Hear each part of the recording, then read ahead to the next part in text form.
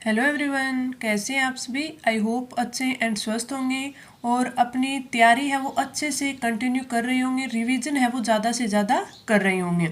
आप सभी का स्वागत है आपके अपने यूट्यूब चैनल लर्न विद प्रीत चौधरी में। आज की हमारी जो क्लास है इसमें जो हमारे क्वेश्चंस रहने वाले हैं वो आपकी जो हमारा इंडियन पॉलिटी और राजस्थान पॉलिटी, इसके वेरी इंपॉर्टेंट क्वेश्चन रहेंगे। साथ में ही जो आपकी लोक नीति है या फिर आपके आयोग है उनसे क्वेश्चन रहेंगे, आयोग से क्वेश्चन रहेंगे। और आपके जो आर्थिक समीक्षा है उसके भी कुछ क्वेश्चंस हैं इसमें इंक्लूड किए हैं, लेकिन ज़्यादा है वो करंट अफेयर के क्वेश्चंस हैं। और आज की जो आपकी क्लास है काफ़ी इम्पोर्टेंट रहेगी।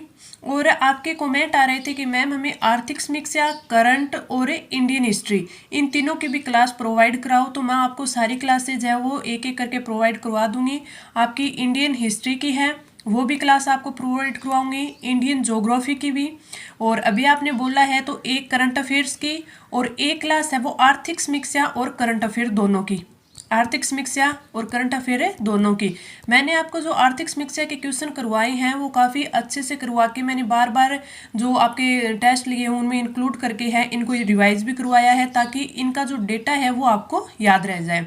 तो अब मैं आर्थिक समीक्षा और करंट अफेयर के है वो लगभग है वो 60-70 क्वेश्चन हैं वो लेके आऊँगी। इनमें सिर्फ मैं आपको वो है कि बताऊंगी उसका आंसर और बताऊंगी वो क्वेश्चन करवाऊंगी, उसमें ज़्यादा डिटेल से हम उनकी व्याख्या नहीं करेंगे ताकि हमारे जल्दी थोड़े टाइम में वो ज़्यादा क्वेश्चन हैं वो हमें कर पाएँ। तो इसलिए एक वेरी इंपॉर्टेंट क्लास आपकी ये भी आने वाली है। और आज की क्लास तो काफ़ी इंपॉर्टेंट है ही, जिसमें हमें आपके पॉलिटी की काफ़ी सारे इंपॉर्टेंट क्वेश्चन है वो करेंगे। तो क्लास है आपको शुरू से लेकर लास्ट तक देखनी है और अपने दोस्तों के साथ है वो ज़्यादा से ज़्यादा शेयर करनी है ताकि ये क्लास है ये ज़्यादा से ज़्यादा बच्चों के पास पहुँचे और इसका फ़ायदा उनको मिले।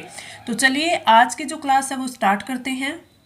फर्स्ट क्वेश्चन है आज का हमारा, राष्ट्रीय आपातकाल में लोकसभा के कार्यकाल को कितनी अवधि तक बढ़ाया जा सकता है।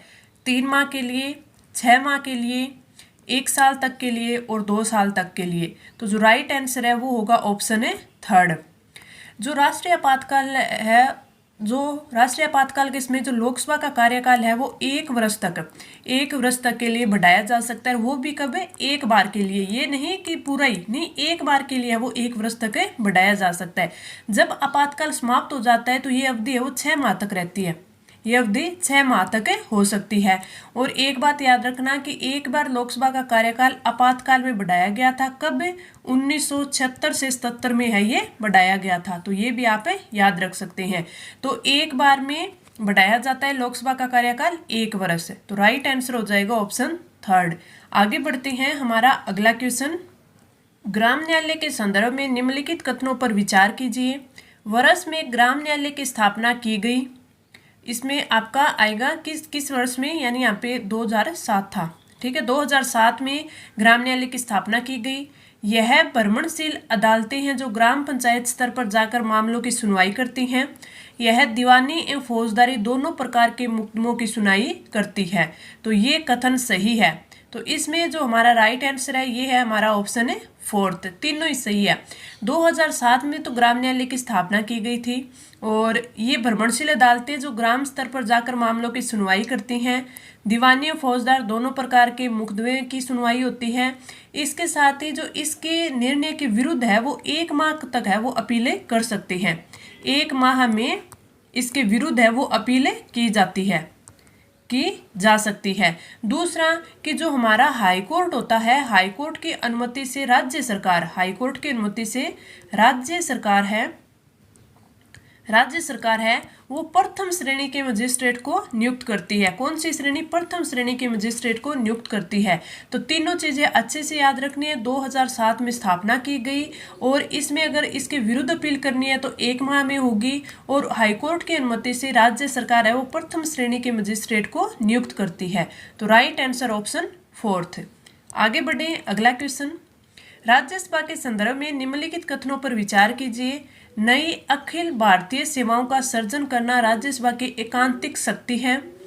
राज्यसभा के 1/3 सदस्य प्रति 2 वर्ष में सेवानिवृत्ति प्राप्त करते हैं। तो इसमें अगर हम बात करें कि इसमें कौन सा कथन है वो सही है, कथन सही है।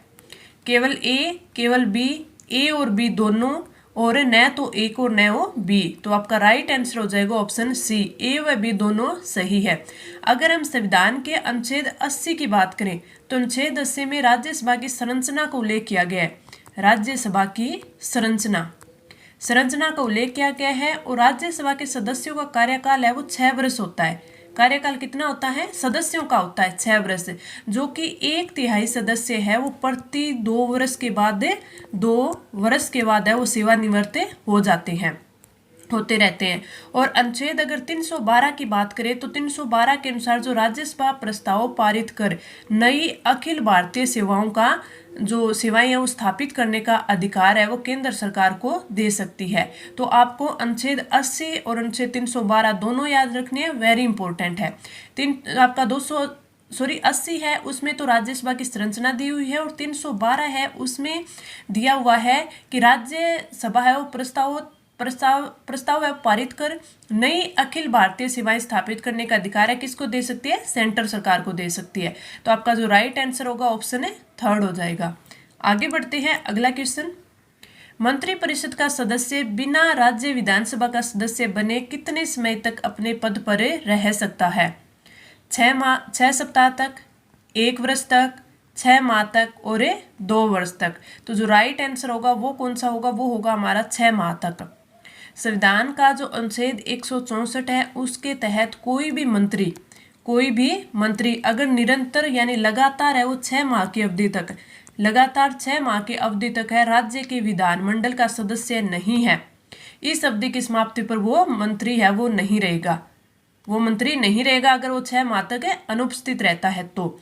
और अनुच्छेद जो 168 है इसके अनुसार प्रत्येक राज्य के लिए एक विधानमंडल होगा जो राज्यपाल और अगर एक उसमें सदन है तो या दोनों सदन से मिलकर बना होता है, यानी विधानसभा और विधान परिषद से मिलकर बना होता है, राज्यपाल, विधानसभा और विधान परिषद। लेकिन इसमें अगर विधानसभा अकेली है तो भी हो सकता है और विधान परिषद है तो भी हो सकता है। जहाँ विधानमंडल के 2 सदन कौन से होते हैं? विधान परिषद और विधान सभा होते हैं। आपका जो विधानसभा होती है वो निम्न सदन होता है और यानी पहला सदन होता है या फिर लोकप्रिय सदन होता है, और जो विधान परिषद होती है वो उच्च सदन, द्वितीय सदन और वरिष्ठों का सदन होता है। तो राइट आंसर हो जाएगा ऑप्शन 3। अगला क्वेश्चन, महाधिवक्ता के संदर्भ में कौन सा कथन है वो सही नहीं है? महाधिवक्ता की नियुक्ति है वो राज्यपाल के द्वारा की जाती है, राज्य विधानमंडल व उनकी शक्तियों की कार्यवाही में भाग ले सकता है, राज्य विधानमंडल व उनकी समितियों में मत दे सकता है, और राज्य विधानमंडल व उनकी समितियों में बोल सकता है।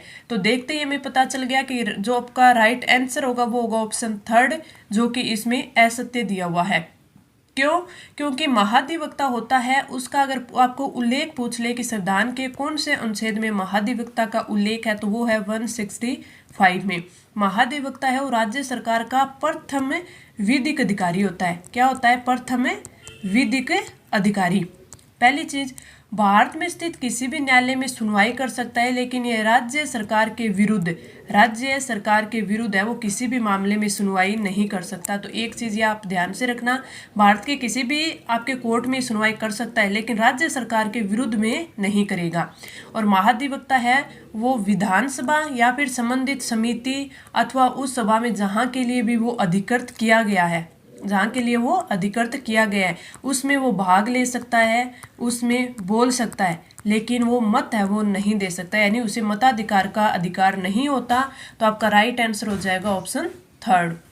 अगला क्वेश्चन, विधान परिषद के गठन के संदर्भ में निम्नलिखित कथनों पर विचार कीजिए। राज्य विधानसभा राज्य विधान परिषद के गठन के संबंध में साधारण बहुमत से प्रस्ताव को पारित करती है। विधानसभा के गठन का विधेयक संसद के किसी भी सदन में पेश किया जा सकता है। तो इसमें पूछा है हमें कौन सा कथन सही है। अगर हम राज्य विधानसभा विधान परिषद के बारे में बात करें तो राज्य जो विधानसभा है वो विधान परिषद के गठन के विधेयक को साधारण से नहीं विशेष बहुमत से पारित करता है, और यह पारित विधेयक है वो संसद में किसी भी सदन में पेश किया जा सकता है, और साधारण बहुमत से दोनों सदन है वो इस विधेयक को पारित करके है वो विधानसभा का गठन करते हैं। यानी जब विधान परिषद के गठन का विधेयक है वो पारित करती है विधानसभा, तो इसे विशेष बहुमत के साथ करती है, विशेष बहुमत से करती है। फिर ये संसद में जाएगा और संसद के जो दोनों सदन होते हैं वो इसे साधारण बहुमत से इसको पारित करेंगे, तभी विधान परिषद है वो बनती है। तो इसमें जो दिया हुआ है वो ऑप्शन बी है, यानी कथन बी है वो बिल्कुल सही है। तो राइट आंसर हो जाएगा ऑप्शन 2, राइट आंसर ऑप्शन 2।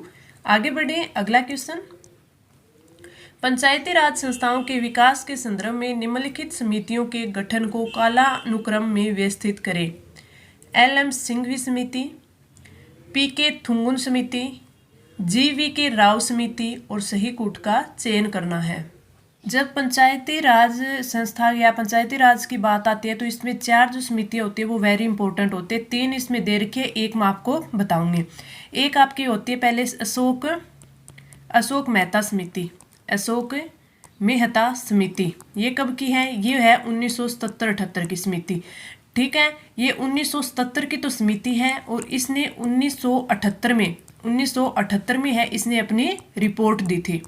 1978 में इसने अपनी रिपोर्ट दी थी। इसके अनुसार है वो जो द्वितीय पंचायती राज हो, यानी जो आपका पंचायती राज है वो उसका द्विस्तरीय हो, वो पंचायती जो राज है वो क्या होना चाहिए? द्विस्तरीय होना चाहिए। और इसमें जो जिला परिषद है और जो मंडल पंचायत है वो 2 स्तर दिए थे कि दो स्तरों की होनी चाहिए। 2 स्तर कौन कौन से? आपकी एक तो जिला परिषद होनी चाहिए, जिला परिषद और दूसरा है वो होना चाहिए मंडल पंचायत, दूसरा मंडल पंचायत। तो इसने ये 2 स्तर दिए थे। फिर आती है आपकी जीवी के राव समिति, जीवी के राव समिति, जो कि ये कब की थी? ये थी आपकी 1985 की समिति। कौन सी थी? 1985 की। तो सबसे पहले सी आना चाहिए और इसमें सी है सबसे पहले, ऑप्शन 4 में है। तो इसका क्रम हो जाएगा पहले जीवी के राव समिति, उसके बाद एल.एम. सिंघवी समिति, उसके बाद पी.के. थुंगुन समिति। अब इन तीनों समितियों के बारे में जो इंपॉर्टेंट चीज़ें है वो मैं आपको एक साथ है वो रिवाइज करवा देती हूँ। सबसे पहले जैसे मैंने आपको बताया जीवी के राव समिति, ठीक है, ये समिति आपकी 1985 की थी। इसने क्या दिया था? इसने बोला था कि जो योजना आयोग ने ग्रामीण विकास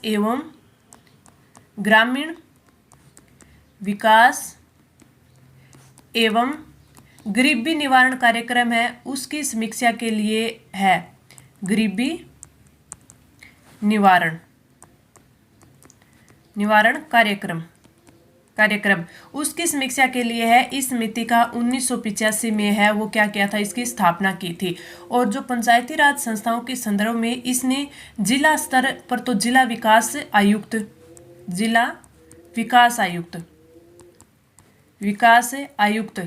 आयुक्त जैसा कोई पद है वो सर्जन करने की इसने क्या की थी? सिफारिश की थी। तो आपसे और कुछ तो नहीं पूछा, इससे आपसे पूछा जा सकता है कि इस समिति की वो स्थापना कब की गई? 1985 में।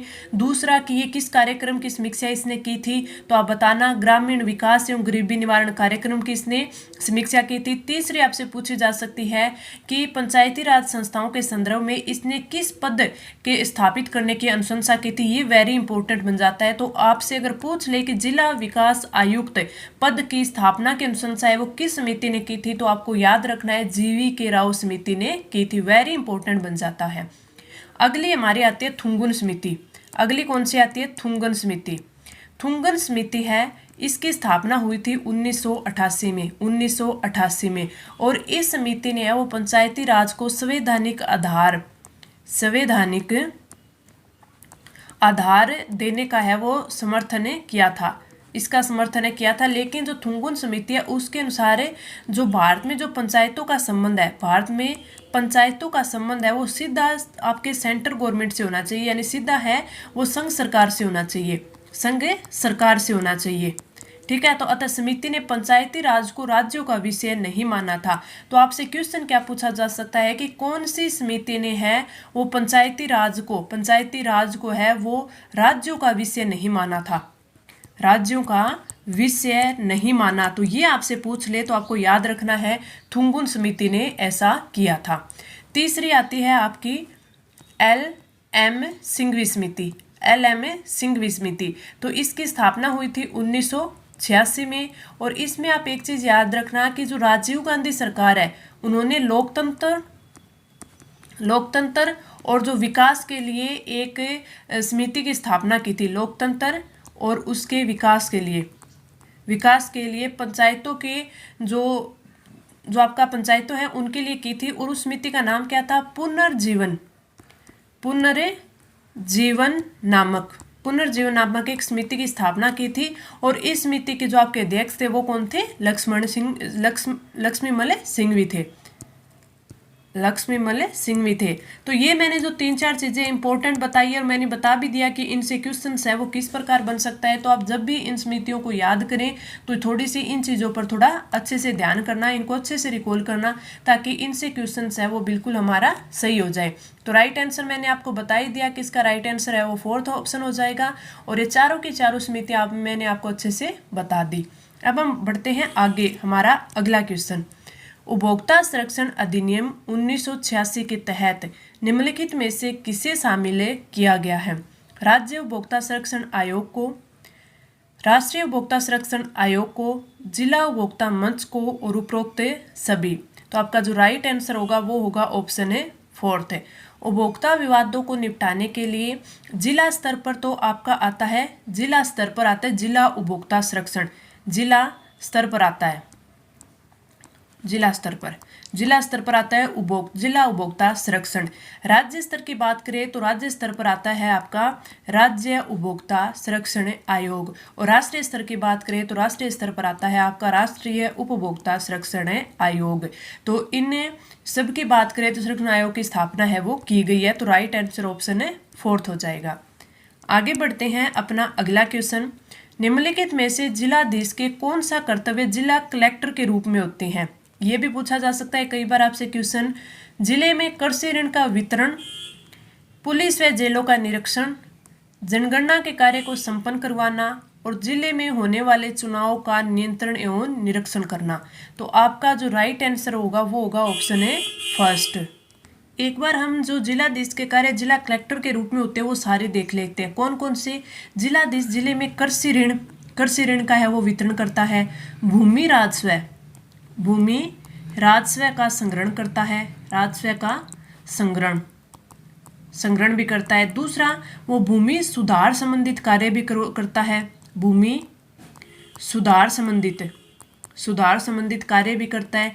जिला आयोजना केंद्र है उसका भी अध्यक्षता करता है, जिला आयोजना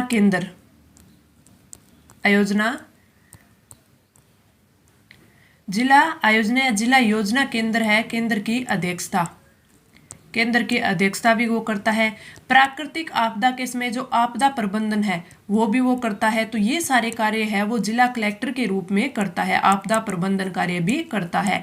याद रखना, जिले में कृषि ऋण का वितरण, भूमि राजस्व का संग्रहण, भूमि सुधार संबंधित कार्य, जिला योजना केंद्रों की अध्यक्षता और आपदा प्रबंधन, ये सारे कार्य जिला कलेक्टर के रूप में है वो जिलाधीश करता है। तो राइट आंसर ऑप्शन 1st हो जाएगा। आगे बढ़ते हैं। अपना अगला क्वेश्चन है, राजस्थान राज्य में किस राज्यपाल का कार्यकाल है वो सबसे कम रहा है?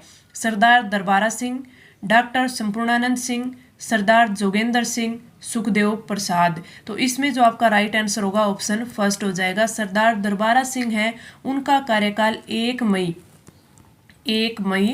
1998 को तो उन्होंने राज्यपाल की शपथ ग्रहण की थी, और 24 मई 1998 पद पर रहते हुए इनका निधन हो गया था। तो सबसे कम कार्यकाल है वो सरदार दरबारा सिंह का है, जिन्होंने 1 मई 1998 से लेकर 24 मई 1998 तक अपने पद पर रहे और इस दिन इनकी पद पर रहते हुए मृत्यु हो गई थी। तो राइट आंसर हो गया ऑप्शन 1st। जो हमारी 2 दी सक्सेस सीरीज चल रही है उस सीरीज में मैं आपको 3-4 टॉपिक ऐसे लेके आऊंगी, जैसे एक राज्यपाल का हो गया, तो इसमें ये हो जाएगा कि सबसे पहले राज्यपाल कौन थे, सबसे कम अवधि तक, सबसे अधिक अवधि तक, सबसे पहले कार्यकाल है वो जो कार्यपालक राज्यपाल है वो कौन थे, और इस प्रकार के क्वेश्चंस आपसे है वो पूरे के पूरे अच्छे से कवर हो जाए। आपके जो हमारे राष्ट्रपति शासन लगा है उस टाइम कौन थे, और आपके जो आपके सारे के सारे राज्यपाल हैं उनको अच्छे से मैं याद करवा दूंगी, ताकि कई बार ये पूछा जाता है ना कि ये जो मुख्यमंत्री थे इनके कार्यकाल में कौन से राज्यपाल रहे हैं, तो इस हिसाब से भी आपको ये जो क्वेश्चंस आते हैं, अब तो पीछे ट्रेंड हो गया है, 2-3 बार पीछे से लगातार ऐसे क्वेश्चन आ रहे हैं, चाहे मुख्यमंत्री का हो, राज्यपाल का हो, राष्ट्रपति का हो, इस प्रकार पूछे जाते हैं। तो मैं ये 3-4 क्लासें लेके आऊंगी उस पर आपकी, जिसमें आपके मुख्यमंत्री, राज्यपाल, आपके उप मुख्यमंत्री और राष्ट्रपति, ये सारी चीजें आपको अच्छे से याद करवा दूं। आगे बढ़ते हैं, अगला क्वेश्चन। राज्य के मंत्रियों के संदर्भ में निम्नलिखित कथनों पर विचार कीजिए। सभी मंत्री सामूहिक रूप से विधानसभा के प्रति उत्तरदायी होते हैं। सभी मंत्री व्यक्तिगत रूप से राज्यपाल के प्रति उत्तरदायी होते हैं। तो इसमें हमें बताना है कौन सा कथन सही है, तो इसमें तो दोनों ही कथन सही है, तो ए व बी दोनों, यानी राइट आंसर ऑप्शन थर्ड। अनुच्छेद 164(2) इसके अनुसार जो राज्य मंत्रिपरिषद है वो सामूहिक रूप से अपने कार्यों के लिए विधानसभा के प्रति है वो क्या होती है, उत्तरदायी होगी। यानी मंत्रिपरिषद के निर्णय वो सामूहिक रूप से होंगे, और यदि मंत्रिपरिषद के विरुद्ध अविश्वास प्रस्ताव आता है, अविश्वास प्रस्ताव पारित हो जाता है, तो जो समस्त मंत्रिपरिषद है वो समाप्त हो जाएगी। मंत्री होते हैं वो राज्यपाल के प्रसाद पर्यंत है, वो जो अपना पद है वो धारण करते हैं, इसलिए जो मंत्री है वो व्यक्तिगत रूप से राज्यपाल के प्रति उत्तरदायी होते हैं। यानी मुख्यमंत्री की सलाह पर राज्यपाल है मंत्रियों को हटाता है। तो दोनों चीजें याद रखना, राइट आंसर ऑप्शन थर्ड। अगला क्वेश्चन, राजस्थान में मुख्य न्यायाधीश के पद पर सर्वाधिक लंबी अवधि का पदासीन कौन रहे हैं। अब ऐसे क्वेश्चन भी आते हैं, तो एक जो आपकी क्लास होगी टू दी सक्सेस सीरीज में आपके मुख्य न्यायाधीश यानी आपके न्यायाधीशों पर भी रहेगी। सबसे पहला, अभी वर्तमान का, किसका कितना कार्यकाल रहा, किस टाइम कौन से थे, कोई विशेष फैक्ट होगा वो भी इसमें इंक्लूड किया जाएगा। कैलाशनाथ वांचू, कमलकांत वर्मा, चांदमल लोढ़ा और पीके बनर्जी। तो आपका जो राइट आंसर होगा वो कौन सा होगा, ऑप्शन है फर्स्ट। संविधान लागू होने के बाद राज्य के जो हाईकोर्ट के जो प्रथम मुख्य न्यायाधीश थे वो थे जस्टिस कैलाशनाथ वांचू थे। न्यायाधीश श्री कैलाशनाथ वांचू एवं मुख्य न्यायाधीश के पद पर सर्वाधिक लंबी अवधि तक पदासीन रहे थे 1951 से लेके 1958 तक। वेरी इंपॉर्टेंट है, फर्स्ट भी थे और प्रथम मुख्य न्यायाधीश भी थे, और साथ में इनकी सर्वाधिक लंबी अवधि तक भी पदासीन रहे हैं। तो राइट आंसर ऑप्शन है फर्स्ट। आगे बढ़ते हैं, अगला क्वेश्चन। निम्नलिखित में से RSLDC द्वारा क्रियान्वित राज्य पोषित योजनाएं हैं। राजगार पर कौशल प्रशिक्षण कार्यक्रम, नियमित कौशल प्रशिक्षण कार्यक्रम और मुख्यमंत्री युवा कौशल योजना और उपरोक्त सभी। तो आपका जो राइट आंसर क्या होगा, आपका राइट आंसर होगा ऑप्शन फोर्थ है, सारी की सारी। जो राजस्थान कौशल एवं आजीविका विकास निगम यानी आपका जो RSLDC है, इसकी फुल फॉर्म क्या होती है, राजस्थान कौशल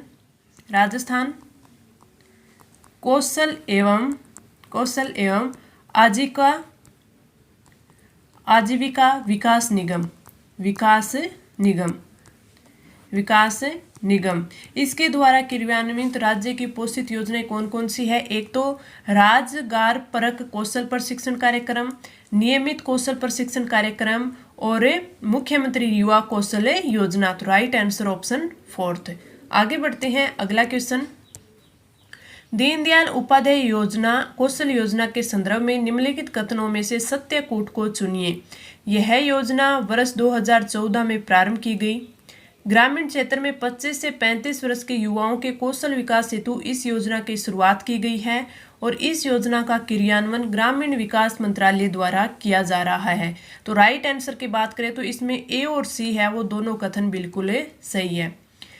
दीनदयाल उपाध्याय कौशल योजना है, उसकी बात करें तो ये प्रारंभ तो 2014 में हुई थी, बिल्कुल सही है। लेकिन ग्रामीण क्षेत्र के जो 15 से 35 वर्ष के युवाओं के कौशल विकास हेतु इस योजना को शुरुआत की गई थी और इस योजना का क्रियान्वयन ग्रामीण विकास मंत्रालय द्वारा किया जा रहा है, ये भी बिल्कुल सही है। और इसके बारे में एक चीज और याद रख सकते हैं, कौन सी, जो राष्ट्रीय ग्रामीण आजीविका मिशन है, आपका राष्ट्रीय ग्रामीण आजीविका मिशन है, उसके तहत जो मांग संचालित नियोजन है, मांग संचालित नियोजन उसके तहत जुड़ी हुई कौशल प्रशिक्षण पहल है। ये उसके तहत जुड़ी हुई आपकी क्या है, जुड़ी हुई कौशल प्रशिक्षण पहल है। तो इसमें आपका कथन ए और कथन सी सही है, तो राइट आंसर ऑप्शन थर्ड हो जाएगा। आगे बढ़ते हैं अपना अगला क्वेश्चन। एफडीआई व एफआईआई को परिभाषित करने के लिए भारत सरकार ने वर्ष 2013 में किस समिति का गठन किया था? अरविंद मायाराम समिति, एनके सिंह समिति, तारापोर समिति और रघुराम राजन समिति। तो आपका जो राइट आंसर होगा वो होगा ऑप्शन ए फर्स्ट है। भारत सरकार ने जो पूर्व वित्त सचिव थे, पूर्व वित्त सचिव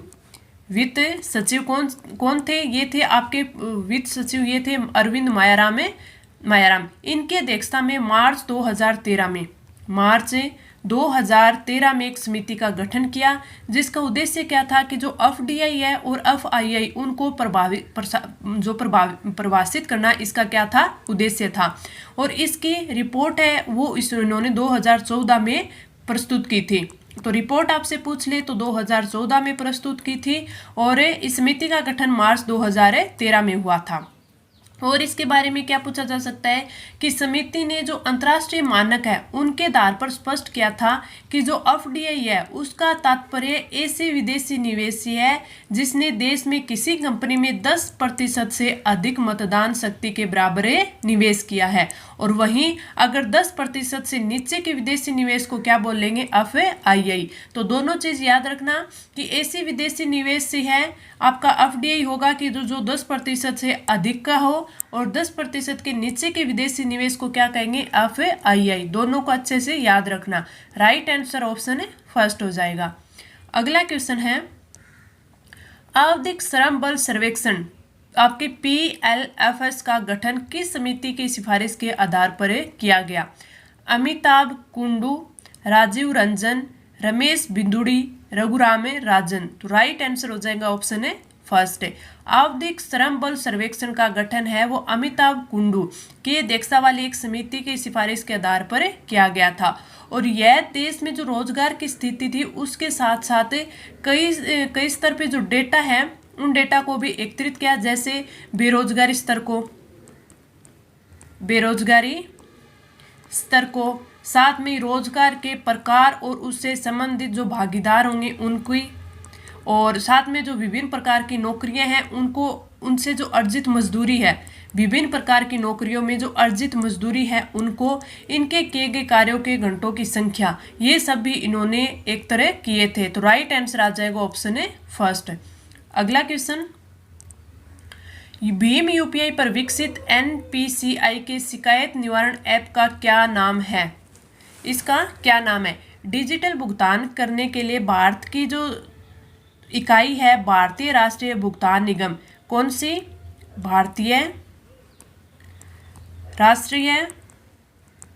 राष्ट्रीय भुगतान निगम। तो इन्होंने भीम यूपीआई पर यूपीआई हेल्प, कौन सा? यूपीआई हेल्प पर जो एक है वो ऐप है वो लॉन्च किया था। तो राइट आंसर आ जाएगा ऑप्शन है फोर्थ। इन्होंने पूछा है कि शिकायत निवारण ऐप का क्या नाम था? यूपीआई सुरक्षा, यूपीआई सेवा, भीम सेवा नहीं, ये था यूपीआई हेल्प। तो राइट आंसर हो जाएगा ऑप्शन है फोर्थ। तो ये ऐप के बारे में देखें कि ये ऐप है वो क्या करता है। ये जो एप्लीकेशन है ये भीम एप्लीकेशन का जो उपयोग करते हैं उन उपयोगकर्ताओं के लिए है, और उन उपयोगकर्ताओं के लिए एक शिकायत निवारण एप्लीकेशन है ये। इसमें उपयोगकर्ता है वो लेन देन की स्थिति में, सत्यापित करने में, और अगर जो आपका भुगतान है वो विफल हो जाता है तो उन मामलों की शिकायत कहाँ से शुरू करने के सक्षम में है वो भीम जो आपका यूज है करते हैं भीम यूपीआई का। तो उनके लिए यूपीआई हेल्प नाम से एक एप्लीकेशन है वो लॉन्च किया गया था। तो राइट आंसर ऑप्शन है फोर्थ आ जाएगा। आगे बढ़ते हैं अगला क्वेश्चन, निम्नलिखित में से कौन सा एक साख नियंत्रण का मात्रात्मक उपकरण नहीं है? बैंक दर, रेपो दर, खुले बाजार की क्रियाएं और मार्जिन आवश्यकताएं। आज जो मैं आपके इको के जितने भी क्वेश्चन लेके आई हूँ ये वेरी इंपॉर्टेंट है, आपको इनको अच्छे से समझना है क्योंकि इनसे काफ़ी बार क्वेश्चंस हैं वो अटेम्प्ट होते हैं हमारे। तो इसमें हमसे पूछा है तो साख नियंत्रण के तहत आरबीआई द्वारा अर्थव्यवस्था में मुद्रा की मात्रा का निर्धारण है वो किया जाता है। मुद्रा का निर्धारण किया जाता है। और ये कार्य आरबीआई अपनी जो मौद्रिक नीति होती है, अपनी मौद्रिक नीति होती है उसकी सहायता से करता है, मौद्रिक नीति की सहायता से करता है। तो ध्यान रखना है कि जो साख नियंत्रण है उस साख नियंत्रण के तहत आरबीआई अर्थव्यवस्था में मुद्रा की मात्रा का निर्धारण करता है और ये जो कार्य है वो आरबीआई मौद्रिक नीति की सहायता से करता है।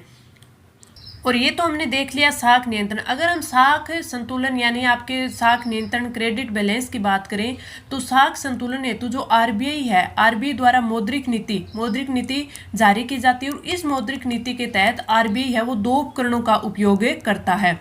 वो कौन कौन से? पहला तो है मात्रात्मक उपाय, मात्रात्मक उपकरण बोल दे या मात्रात्मक उपाय बोल दे। दूसरा है गुणात्मक, दूसरा क्या है? गुणात्मक है। तो इसमें आपको वेरी इंपॉर्टेंट, आपको दोनों अच्छे से याद करनी है। जैसे पहला अगर हम देखें आपका कौन सा? मौद्रिक नीति का मात्रात्मक उपकरण या मात्रात्मक उपाय।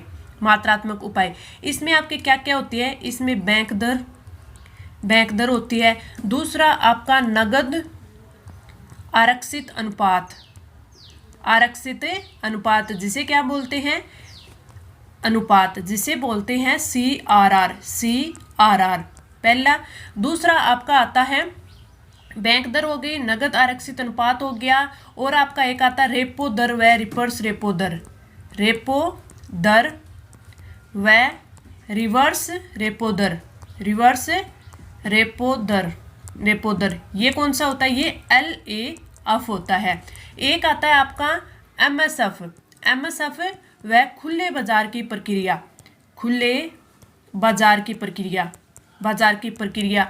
अब अगर इसमें हम देखें क्वेश्चंस में तो इसमें बैंक दर दे रखे जो कि किसका है? मात्रात्मक उपाय का है। रेपो दर भी है, खुले बाजार की क्रिया, तो ये तीनों तो क्या हो गई? ये आ गई मात्रात्मक उपकरण। तो आपका जो आएगा वो राइट आंसर हो जाएगा, ऑप्शन है 4 है, मार्जिन आवश्यकताएं। अब हमने मात्रात्मक उपकरण की सारी चीजें देख ली। अब हम देख लेते हैं आपके गुणात्मक की, क्योंकि जो मार्जिन आवश्यकता है गुणात्मक की है। हो सकता है एग्जाम में आपसे पूछ ले कि एक साख नियंत्रक का गुणात्मक उपकरण नहीं है, तो हमें ये भी याद होनी चाहिए।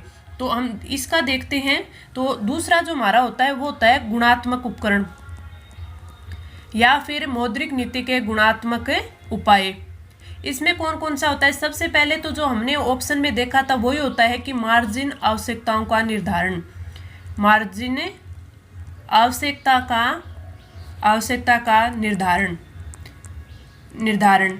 और दूसरा क्या होता है? दूसरा होता है साख स्वीकृति। तीसरा होता है साख राशनिंग। चौथे की बात करें तो चौथा होता है नैतिक दबाव और प्रत्यक्ष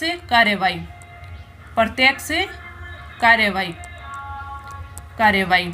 जो गुणात्मक उपाय होते हैं, गुणात्मक उपाय के अंतर्गत जो आरबीआई द्वारा मुद्रा की गुणवत्ता का है वो निर्धारण किया जाता है। ये भी इम्पोर्टेंट आप याद रखना क्या कि जो गुणात्मक आपका उपाय है उसमें आरबीआई के द्वारा मुद्रा की गुणवत्ता का निर्धारण है वो किया जाता है। वेरी इंपॉर्टेंट है, ये चीज़ भी आपको ध्यान रखनी है। इसी एक क्वेश्चन में आपको अच्छे से डिटेल से समझाकर मैंने आपके दो तीन क्वेश्चन है वो कवर कर दिए हैं। अब हम बढ़ते हैं अगले क्वेश्चन पर। उसका राइट आंसर मैंने आपको बता ही दिया।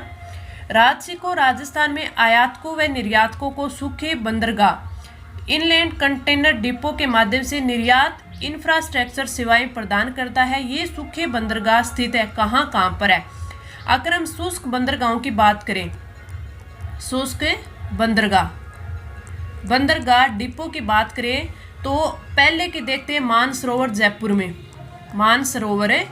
में। अगर मैं आपको सीधा ये बता दूंगी तो आपको अच्छे से कवर हो जाएगा, क्वेश्चन भी समझ में आ जाएगा। कहाँ पे है? जयपुर में 1989।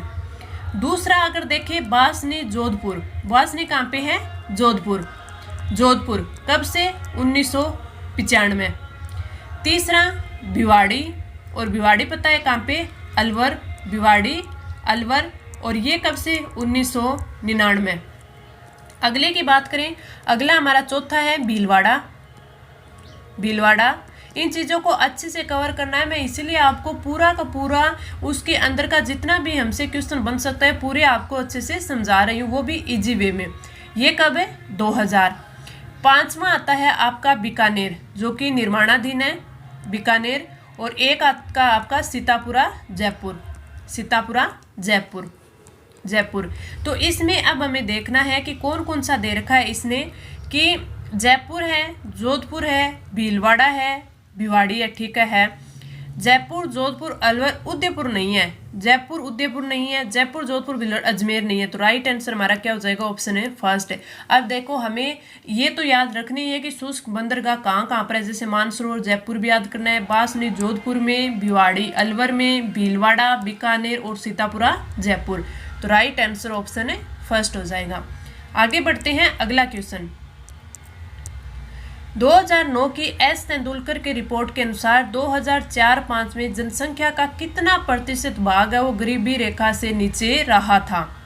इंपॉर्टेंट बनता है 28.3%, 27.5%, 37% और 45.3%।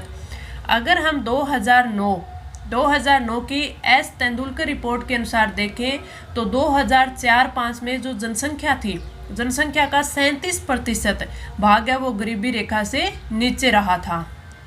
अब हम जब सुरेश तेंदुलकर रिपोर्ट देख ही रहे हैं, समिति को पढ़ ही रहे हैं, तो इसको अच्छे से पढ़ ले ताकि और भी इसके क्वेश्चन पूछ ले तो हमें पता होना चाहिए। सबसे पहले अगर हम एस तेंदुलकर समिति की बात करें, तेंदुलकर समिति की बात करें तो इस समिति का जो गठन है वो 2004-05 में हुआ था। पहली बात, इसने रिपोर्ट है वो प्रस्तुत की थी, रिपोर्ट प्रस्तुत की थी आपके कब? 2009 में।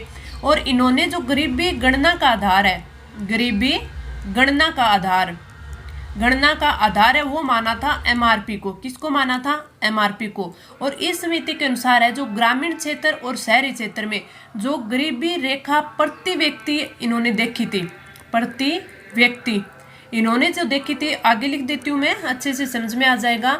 तो आप देख सकते हैं कि ग्रामीण व शहरी क्षेत्रों में गरीबी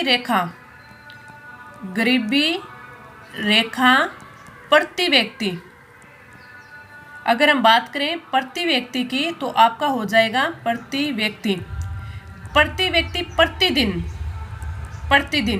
प्रतिदिन की तो देखें तो वो तो आपका आता है 27.20 रुपये। प्रति माह देख लें तो वो आता है आपका 816। ये मैं बता रही हूँ आपका ग्रामीण का इन्होंने प्रति व्यक्ति तो बताया था, प्रतिदिन 27.20 और प्रति माह देख ले तो 816 रुपये ये बताए थे।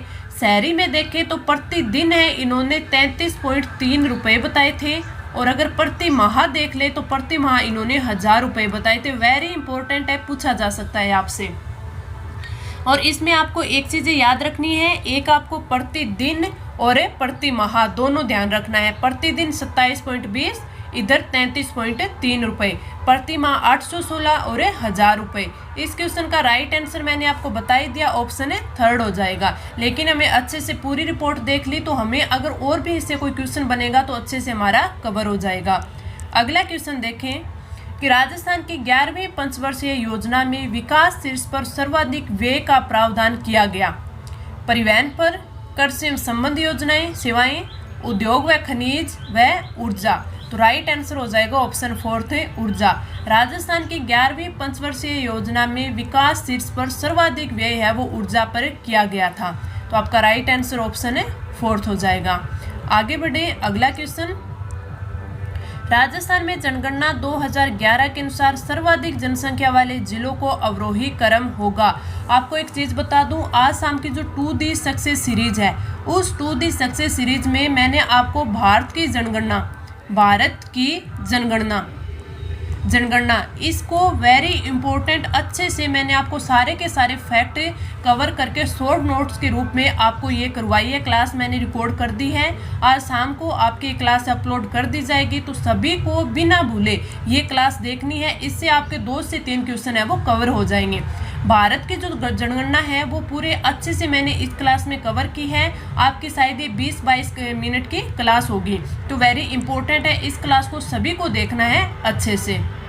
इस क्वेश्चन की बात करें तो इसमें हम देखें जो राजस्थान में जनगणना 2011 है उसके अनुसार सर्वाधिक जनसंख्या वाले जिले, सर्वाधिक जनसंख्या सबसे पहले देखें तो जयपुर, जयपुर, उसके बाद जोधपुर, उसके बाद अलवर, फिर आपके नागौर और फिर आपके उदयपुर जैसलमेर, ये रहेगा। तो सबसे ज़्यादा पूछा है हमसे जयपुर, जोधपुर, अलवर, नागौर। जयपुर, जोधपुर, अलवर और नागौर। तो इसमें अलवर नागौर नहीं दे रखा, लेकिन जयपुर, जोधपुर दे रखा है। आगे मैंने बताया ना उदयपुर और जैसलमेर, तो उदयपुर और जैसलमेर, तो राइट आंसर हो जाएगा ऑप्शन 4 है। लेकिन अगर आपको उदयपुर जैसलमेर नहीं भी पता होता तो फिर भी आ जाता कि जैसलमेर, जोधपुर देखते, लेकिन जयपुर सबसे ज़्यादा है, तो हमें जयपुर, जोधपुर का पता होता तो भी हमारा राइट आंसर हो जाता। लेकिन आप ये 4-5 याद रखें, जयपुर, जोधपुर, अलवर, नागौर और उसके बाद उदयपुर, फिर जैसलमेर। आगे बढ़ते हैं, अगला क्वेश्चन। राज्य का अंग्रेजी माध्यम का पहला सरकारी महात्मा गांधी राजकीय स्कूल कहाँ से प्रारंभ किया गया था? कोटा, अजमेर, जयपुर और चित्तौड़गढ़। तो आपका जो राइट आंसर होगा वो होगा ऑप्शन 3 है, जयपुर से। राज्य का जो अंग्रेजी माध्यम का प्रथम महात्मा गांधी स्कूल 1 जुलाई 2019 से है, वो मानसरोवर जयपुर से प्रारंभ किया गया था। तो राइट आंसर क्या हो जाएगा? ऑप्शन है 3। अगला क्वेश्चन, उदय योजना का संबंध किससे है? विद्युत वितरण, सौर ऊर्जा, पवन ऊर्जा और जैव ईंधन। तो राइट आंसर हो जाएगा ऑप्शन है 1 है। कई बार आपको उदय की फुल फॉर्म पूछ ले तो उज्जवल डिस्कॉम इंश्योरेंस योजना, तो इसका जो संबंध है वो विद्युत वितरण से है। अगर आपसे पूछ ले कि इस योजना को प्रारंभ कब किया गया था, जो ऊर्जा मंत्रालय है उसके द्वारा, ऊर्जा मंत्रालय भारत सरकार द्वारा है, वो 20 नवंबर 2015 को प्रारंभ किया गया। तो इम्पोर्टेंट है, आपको डेट याद रखनी है। आगे बढ़ते हैं, अगला क्वेश्चन। अर्थव्यवस्था में विदेशी पूंजी का मुक्त प्रवाह, वस्तुओं और सेवाओं का निर्बाध आयात निर्यात तथा तकनीकी व श्रम का स्वतंत्र आवागमन है, वो क्या कहलाता है? उदारीकरण, वैश्वीकरण, निजीकरण और ध्रुवीकरण। तो राइट आंसर हो जाएगा ऑप्शन 3 है, निजीकरण। आगे बढ़ते हैं, अगला क्वेश्चन। किस संविधान संशोधन के तहत सहकारिता को संवैधानिक दर्जा प्रदान किया गया? 42वें, 12वें, 7वें और 97वें। तो राइट आंसर ऑप्शन है 4 है। 97वां संविधान संशोधन 2011 में, जिसे फरवरी 2015 में लागू किया गया था। फरवरी 2015 में हुआ कब था? 97वां संविधान संशोधन 2011, जिसे फरवरी 2015 में लागू किया गया। इस संविधान संशोधन के तहत सहकारिता को संवैधानिक दर्जा दिया गया। तो राइट आंसर ऑप्शन 4। अगला क्वेश्चन। आर्थिक रूप से महत्वपूर्ण वृक्ष प्रजातियों के संरक्षण हेतु रावल मल्लीनाथ रानी रूपादेश संस्थान ने किस अनुसंधान संस्थान के साथ MOU किया है? केंद्रीय शुष्क क्षेत्र अनुसंधान संस्थान जोधपुर, केंद्रीय शुष्क बागवानी संस्थान बीकानेर, शुष्क वन अनुसंधान संस्थान आफरी जोधपुर और मरु वन प्रशिक्षण केंद्र Jodhpur. Right answer option C। अगला क्वेश्चन। जयपुर के बुलेट रानी जिन्होंने दुनिया की सबसे ऊंची सड़क उम्बलिंग ला दर्रा पर अकेले बाइक राइड की है? रानी कुमारी, रानी आलोक, विजय शर्मा और Shivani Bishnoi. Right answer option 3 है, विजय शर्मा। अगला क्वेश्चन। राष्ट्रपति ने राजस्थान की किस महिला को स्वच्छ सुजल शक्ति सम्मान 2023 से सम्मानित किया? गायत्री देवी यादव, बतुल बेगम, गीता सामोता और डॉक्टर कृति भारती। तो राइट आंसर आ जाएगा ऑप्शन 1 है, गायत्री देवी यादव को। अगला क्वेश्चन। आदिवासी क्षेत्र के विद्यार्थियों एवं युवाओं में इनोवेशन स्किल बढ़ाने के लिए किस जिले में इंक्यूबेशन एंड इनोवेशन सेंटर की स्थापना की जाएगी? उदयपुर, बांसवाड़ा, डूंगरपुर और हनुमानगढ़। आदिवासी क्षेत्र बोल रहा है, तो राइट आंसर ऑप्शन 2 बांसवाड़ा में। राइट आंसर ऑप्शन 2 बांसवाड़ा में। अगला question. Veer Durgadas Rathore lifetime achievement award किसे दिया जाएगा? लक्ष्य सिंह, महेंद्र सिंह भूमिया, विष्णु चंद्र प्रजापत और Shweta Tiwari. Right answer option 3 Vishnu Chandra Prajapat. अगला क्वेश्चन है। भारतीय वायुसेना में अग्रिम लड़ाकू इकाई की कमान संभालने वाली पहली महिला अधिकारी कौन बनी है? शालिजा धामी, कैप्टन शिवा चौहान, अवनी चतुर्वेदी और विंग कमांडर दीपिका मिश्रा। चारों की चारों लेडीज वेरी इंपॉर्टेंट है। मैं चारों के बारे में बता देती हूँ, लेकिन इस क्वेश्चन का राइट आंसर होगा ऑप्शन फर्स्ट है शालिजा धामी। अगर हम बात करें आपकी कैप्टन शिवा चौहान की, तो जो ये सियाचिन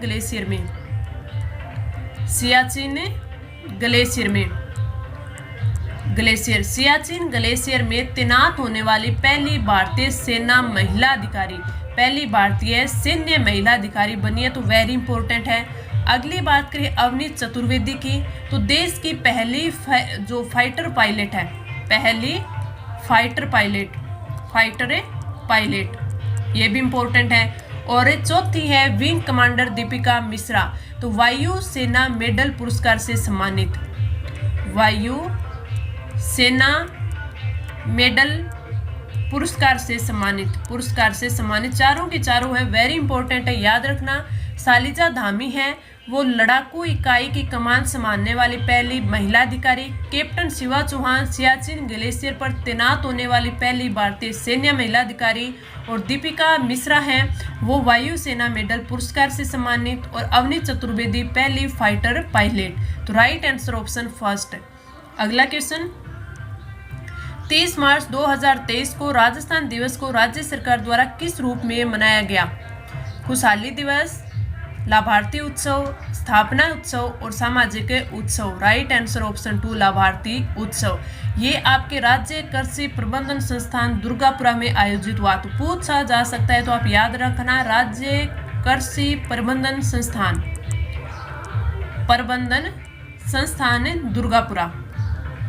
दुर्गापुरा जयपुर में आयोजित किया गया था। दुर्गापुरा जयपुर में। राइट आंसर ऑप्शन 2 लाभार्थी उत्सव। अगला क्वेश्चन, सभी पंचायतों में पशु चिकित्सालय खोलने वाला राजस्थान का पहला जिला बना है? हनुमानगढ़, जालोर, सीकर और Jodhpur. Right answer option third है सीकर। अगला क्वेश्चन, हाल में वैश्विक जैव ईंधन गठबंधन का शुभारंभ किसने किया? इटली, जापान, यूएसए और Bharat. Right answer option fourth है भारत ने। वेरी इंपॉर्टेंट 35 क्वेश्चन मैंने आपको करवा दिए हैं। क्लास कैसी लिखी कमेंट करके ज़रूर बताना और अपने दोस्तों के साथ ज़्यादा से ज़्यादा शेयर करना, ताकि हमारा जो यूट्यूब फैमिली है वो जल्दी 5 के हो और हमारी लाइव क्लासें वो स्टार्ट हों। और ये क्लासें काफ़ी इंपॉर्टेंट है ताकि ज़्यादा से ज़्यादा बच्चों के पास पहुँचे, तो उन सभी को इसका फ़ायदा मिले, इसलिए आप सभी को इनको शेयर करना है। तो चलिए अब हम मिलते हैं अगली क्लास में, तब तक के लिए धन्यवाद।